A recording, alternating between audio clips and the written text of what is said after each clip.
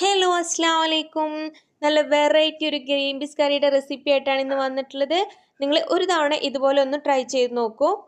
അപ്പോൾ അതിലോട്ട് നമുക്ക് 2 സവോള, 10 കാഷ്യൂനട്ട്, ഒരു ചെറിയ കഷ്ണം ഇഞ്ചി, 6 അല്ലി വെളുത്തുള്ളി, 2 പച്ചമുളക് ഇത്രയും നന്നായി ഒന്ന് മിക്സിയിൽ അരച്ചെടുത്തിട്ട് വരാം. നമുക്ക് ഇതുപോലെ നല്ല പേസ്റ്റ് ആക്കി അരച്ചെടുക്കുക. ഇനി അതവിടെ മാറ്റി വെക്കുക. ഇനി ഒരു ചൂട് കട്ടിയുള്ള പാൻ എടുത്തിട്ട് അതിലോട്ട് 1 ടേബിൾ സ്പൂൺ ബട്ടറും 1 ടേബിൾ സ്പൂൺ ഗീയും കൂടി ആഡ് ചെയ്ത് കൊടുക്കുക.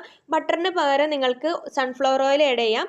അതിലോട്ട് ഒരു കഷ്ണം ബേ ലീഫും 1/2 ടീസ്പൂൺ നല്ല ജീരകം, ഒരു കഷ്ണം പട്ട ഇത്രയും നന്നായി ഒന്ന് മൂപ്പിച്ചെടുക്കുക. അതിലോട്ട് 2 ടേബിൾ സ്പൂൺ മല്ലിപ്പൊടി, 3 ടേബിൾ സ്പൂൺ കാശ്മീരി മുളക് പൊടി, 1/2 ടേബിൾ സ്പൂൺ മഞ്ഞൾപ്പൊടി ഇത്രയും നമ്മൾ സിമ്മിലാക്കി ഒന്ന് മൂപ്പിച്ചെടുക്കുക.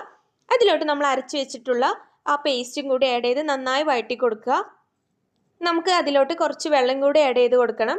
അത്രയും ആഡ് ചെയ്തിട്ട് നമുക്കൊന്ന് മൂടി വെച്ച് നന്നായി ഒന്ന് വേവിച്ചെടുക്കാം. നമ്മളെല്ലാം റോ ആയിട്ടാണല്ലോ ചേർത്തിട്ടുള്ളത്.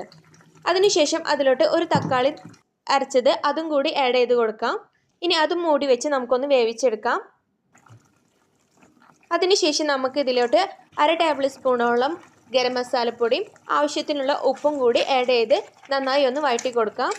ഇനി ഇതിലോട്ട് നമുക്ക് ഉപ്പ് മാത്രം ഇട്ട് വേവിച്ച് വെച്ചിട്ടുള്ള ഗ്രീൻ പീസും കൂടി ആഡ് ചെയ്ത് നന്നായി ഒന്ന് വഴറ്റി കൊടുക്കാം.